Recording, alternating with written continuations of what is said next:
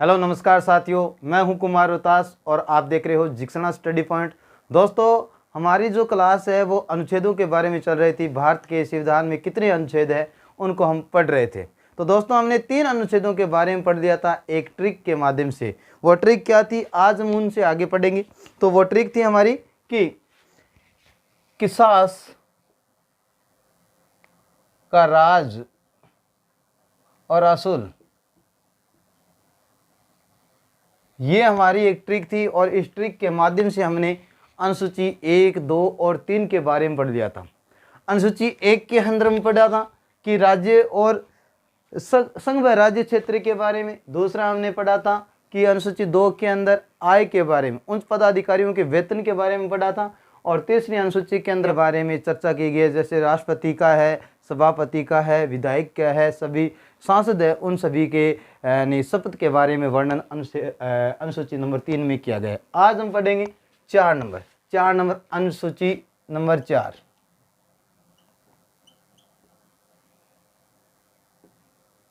अनुसूची 4 क्या कहती है? रा का मतलब है राज्यसभा की सीटें आवंटन करना। ठीक है, राज्यसभा की सीटों का आवंटन करना। राज्यसभा की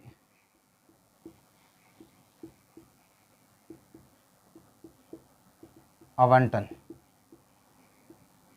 के बारे में बताया गया है अनुसूची नंबर 4 के अंदर कि सीटों का आवंटन है वो जनसंख्या के अनुपात के आधार पर की गई है। कि सीटों का जो आवंटन होता है वो जनसंख्या के आधार पर किया जाता है। जिस राज्य की जनसंख्या कम है वहाँ पर यानी राज्यसभा की सीटें कम होगी, और जिस राज्य के अंदर जनसंख्या अधिक है वहाँ पर राज्यसभा की सीटें क्या होगी? अधिक होगी। तो ये बात आपको याद रखना है कि राज्यसभा की सीटों का आवंटन जनसंख्या के अनुपात पर किया गया है। सीटों का आवंटन जनसंख्या के अनुपात के आधार पर किया गया है।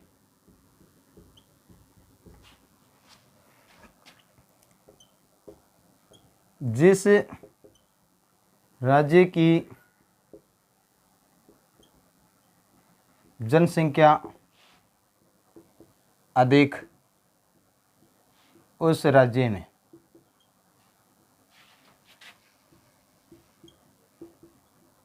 राज्यसभा की सीटें अधिक होगी, और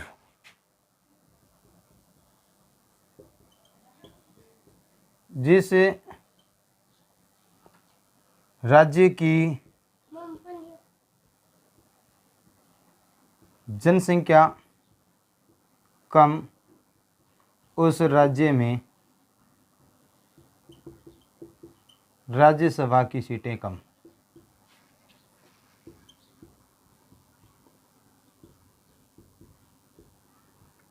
होगी।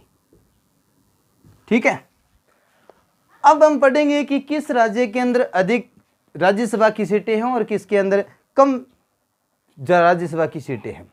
तो भारत के अंदर सर्वाधिक राज्यसभा की सीटों की बात करूं तो उत्तर प्रदेश के अंदर है। कितनी है? 31 सीटें हैं भारत में।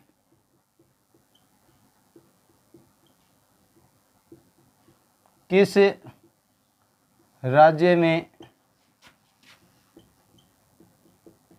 सर्वाधिक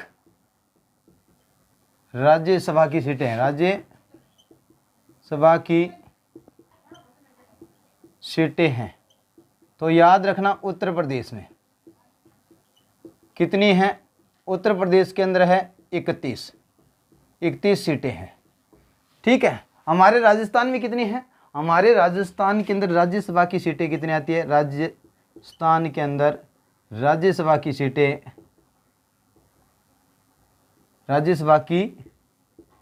सीटें याद रखना 10 है। कितनी है? 10 है। सर्वाधिक किस राज्य की है? उत्तर प्रदेश की। और राजस्थान के अंदर कितनी है? यानी सीटें कितनी है? 10। और एक और बता देता हूँ, असम राज्य की राज्य सीटें हैं वो पूछ लिया जाता है अधिकांशतः।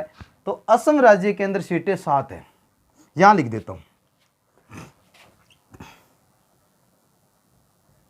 असम राज्य में राज्यसभा की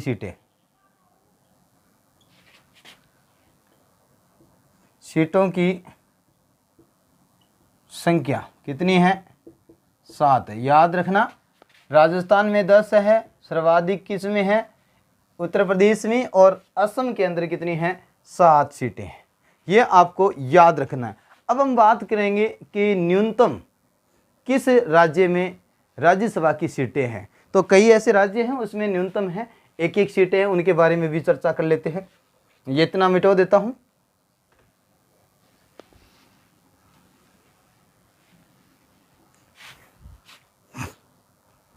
ये मिटो दो।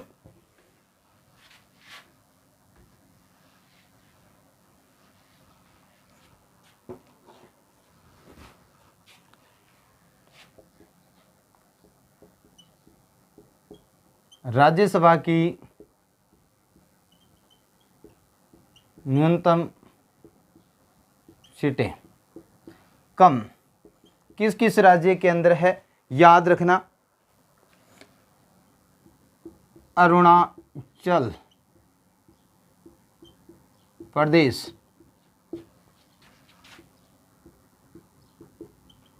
नागालैंड, त्रिपुरा। यानी अरुणाचल प्रदेश, नागालैंड और त्रिपुरा, और मेघालय, सिक्किम और गोवा। मेघालय, सिक्किम और गोवा में 1-1 सीटें हैं। मेघालय, सिक्किम,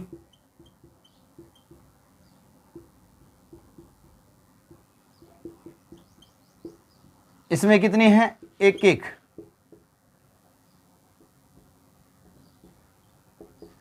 याद रखना, 1-1 सीटें हैं।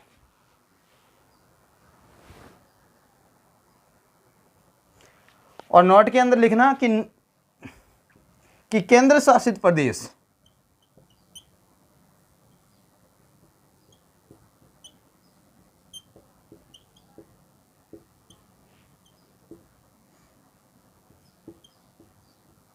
पुडुचेरी, पुडुचेरी भी बोल सकते हैं, में 1 राज्यसभा की सीट है। 1 राज्यसभा की सीट है। ठीक है। तो हमने अनुसूची 4 के अंदर पढ़ा कि राज्यसभा की सीटों का आवंटन, यानी राज्यसभा की सीटों का आवंटन है वो किसके आधार पर किया जाता है? जनसंख्या के आधार पर किया जाता है। जो सर्वाधिक जिस राज्य की सर्वाधिक जनसंख्या होगी उसमें राज्यसभा की सीटें अधिक होगी, और जिस राज्य के अंदर जनसंख्या कम है उसमें राज्यसभा की सीटें हैं वो कम होगी। और हमने पढ़ा कि भारत के किस राज्य में सर्वाधिक राज्यसभा की सीटें हैं। तो याद रखना, उत्तर प्रदेश के अंदर 31 है और राजस्थान के अंदर 10 है। और वहीं हम बात करें असम के अंदर 7 राज्यसभा की सीटें आती है। और न्यूनतम राज्यसभा की सीटों की बात करूं, अरुणाचल प्रदेश है, नागालैंड, त्रिपुरा, असम, सिक्किम, गोवा, इनमें 1-1 है। और एक केंद्र शासित प्रदेश है पुडुचेरी, उसमें भी 1 राज्यसभा की सीटें हैं। अब हम बात करेंगे अनुसूची नंबर 4। अनुसूची नंबर 4 क्या कहती है? जनजाति के बारे में। अनुसूची 5 क्या कहती है? जनजाति के बारे में। 1 नंबर, 2, 3, 4 हमने पढ़ लिया। अब हम पढ़ेंगे 5 जय। ठीक है।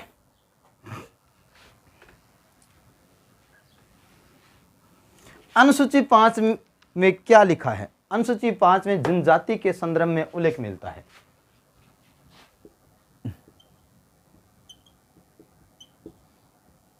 जनजाति के संदर्भ में, भारत की जनजाति के संदर्भ में उल्लेख कहाँ मिलता है? वो मिलता है अनुसूची 5 के अंदर। अनुसूची 5 के अंदर क्या कहता है भैया? अनुसूची 5 कहती है कि भारत व राज्य क्षेत्रों की जनजाति के क्षेत्र में विशेष प्रावधान किया गया है। अनुसूची 5 के अंदर अनुसूची 5 के अंदर भारत व राज्य की जनजातियां हैं उनके लिए विशेष प्रावधान किया गया है। याद रखना क्या किया गया है, भारत व राज्यों की जनजातियों के लिए विशेष प्रावधान।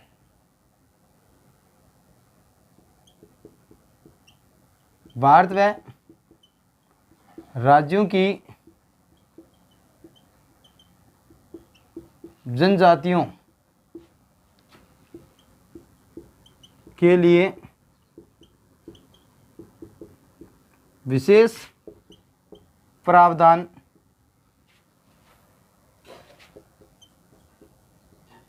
किया गया है। किसमें, अनुसूची 5 के अंदर क्या किया गया है, भारत की जितनी भी जनजातियां हैं उसके लिए विशेष प्रावधान किया गया है, यह आपको याद रखना है।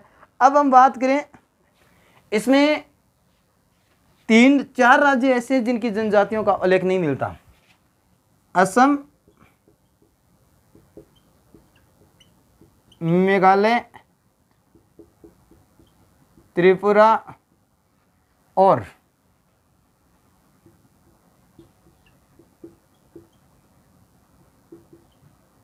राज्यों की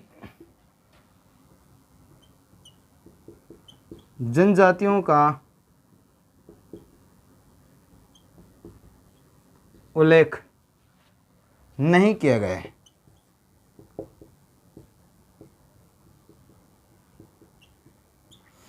अनुसूची 5 के अंदर असम, मेघालय, त्रिपुरा और मिजोरम की जनजातियों का उल्लेख नहीं किया गया है अनुसूची 5 के अंदर, ये बात आपको याद रखना है। अब हम बात करेंगे अनुसूची 6 के अंदर। अनुसूची 6 क्या कहती है, अनुसूची 6 उत्तर पूर्वी राज्य की जनजातियों के लिए विशेष प्रावधान।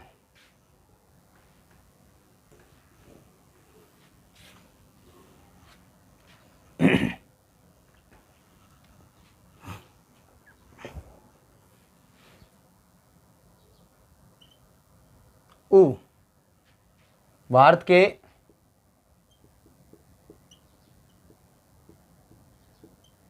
उत्तर पूर्वी राज्यों की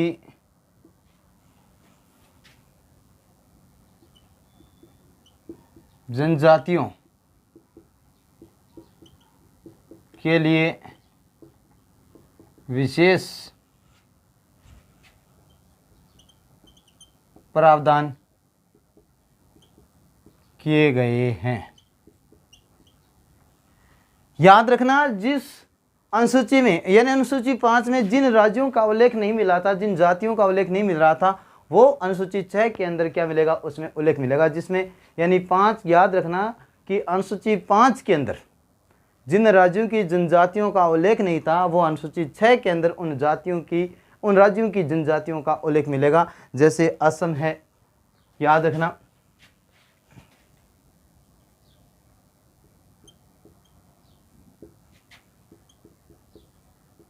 मेघालय, त्रिपुरा व मणिपुर, मिजोरम, एक और है, एक केंद्र शासित प्रदेश। पश्चिम बंगाल का दार्जिलिंग क्षेत्र है, उसका उनकी जनजातियों का उल्लेख भी मिलता है। पश्चिम बंगाल के दार्जिलिंग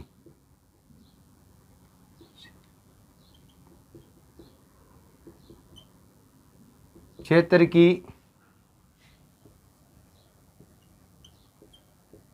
जनजातियों का उल्लेख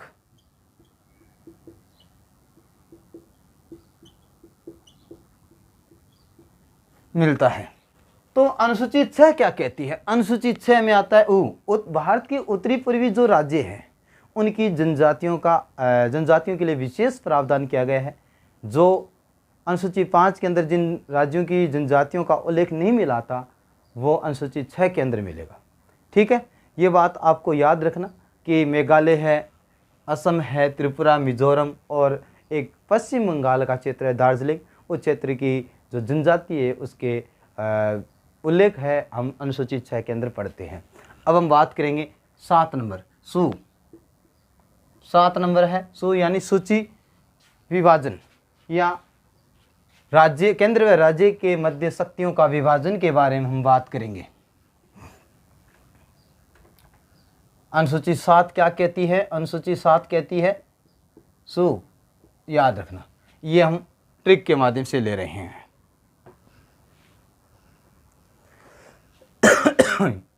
हाँ सॉरी, सूची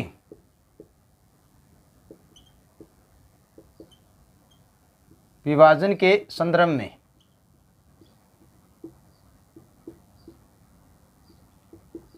उल्लेख किया गया। याद रखना, अनुसूची 7 के अंदर सूची विभाजन के संदर्भ में क्या किया जाता है? उल्लेख किया जाता है, यानी केंद्र व राज्य के मध्य शक्तियों का विभाजन, यानी केंद्र व राज्य के मध्य शक्तियों का विभाजन। ठीक है, केंद्र व राज्य के मध्य शक्तियों का विभाजन किया गया है। अब 3 प्रकार की सूचियों के तहत केंद्र व राज्य के अंदर शक्तियों का विभाजन किया जाता है। एक है संघ सूची,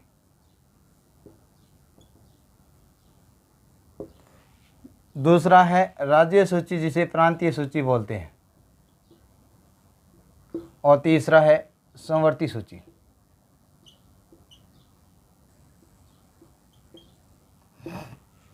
कि संघ सूची किन विषयों पर कानून बनाती है और राज्य सूची किन विषयों पर कानून बनाती है और समवर्ती सूची किन विषयों पर कानून बनाती है, या इन विषयों पर कौन कानून बनाता है, इसके बारे में बात करेंगे। संघ सूची के जितने भी विषय होते हैं उस पर कानून कौन बनाता है? केंद्र सरकार। याद रखिए बात कि संघ सूची के जितने भी विषय हैं उन पर कानून बनाने का कार्य किसका रहेगा? केंद्र सरकार का रहेगा। वहीं राज्य सूची के जितने भी विषय हैं उस पर कानून बनाने का काम कौन करेगा? राज्य सरकार। ठीक है, अब हम बात करें समवर्ती सूची। समवर्ती सूची के अंदर केंद्र और राज्य दोनों क्या करते हैं? कानून बनाते हैं। याद रखना, यदि केंद्र और राज्य के बीच में यदि विवाद हो जाता है किसी निर्णय को लेकर, तो फिर केंद्र सरकार के फैसले को मान्यता या प्राथमिकता दी जाएगी। तो इसमें समवर्ती सूची के अंदर केंद्र में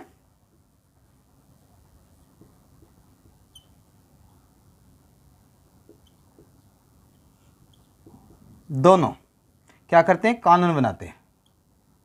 लेकिन यदि विवाद हो जाता है तो केंद्र सरकार के फैसले को माने जाएगा।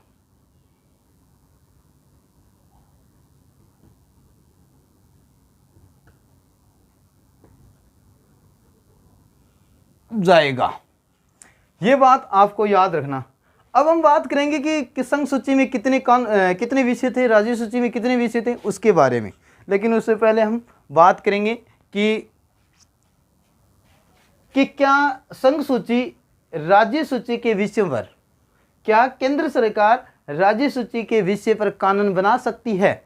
जी हाँ, अगर कुछ हालात ऐसे हो जाते हैं जिस पर केंद्र सरकार क्या करेगी? राज्य सूची के विषयों पर कानून बना सकती है। जैसे हम बात करें कि किसी भी राज्य सूची के विषय को यदि राष्ट्रीय महत्व दिए जाने की बात हो, याद रखना कि राज्य के किसी भी विषय को राष्ट्रीय महत्व दिया जाने की बात होती है या उसे राष्ट्रीय महत्व दिया जाता है तो केंद्र सरकार उस पर कानून बना सकती है। दूसरी बात, अगर आपातकाल लागू हो जाता है तो केंद्र सरकार उस पर कानून बनाने का काम करेगी और आपातकाल के समाप्ति के बाद भी 6 माह तक वो कानून क्या है? प्रभावी रहेगा। और तीसरी स्थिति ऐसी हो जाती है कि 2 या 2 से अधिक राज्य मिलकर किसी राज्य सूची के विषय पर कानून बनाने के लिए सिफारिश करे केंद्र सरकार के लिए, तो केंद्र सरकार को तो वो कानून बना सकती है। तो इन 3 चीज़ों पर ध्यान रखना कि हम क्या कर सकती है कि राज्य सूची के विषयों पर केंद्र सरकार क्या बना सकती है? कानून बना सकती है। और इन समवर्ती राज्य और संघ राज्य और समवर्ती विषय के कितने विषय होते हैं और किन हालातों पर राज्य सूची के विषयों पर केंद्र सरकार कानून बना सकती है, इसके बारे में हम कल पढ़ेंगे। और अपनी क्लास को यहीं विराम देते हैं। तो और आप इस क्लास को लाइक, कमेंट और शेयर करना ना भूलें। जय हिंद, जय भारत।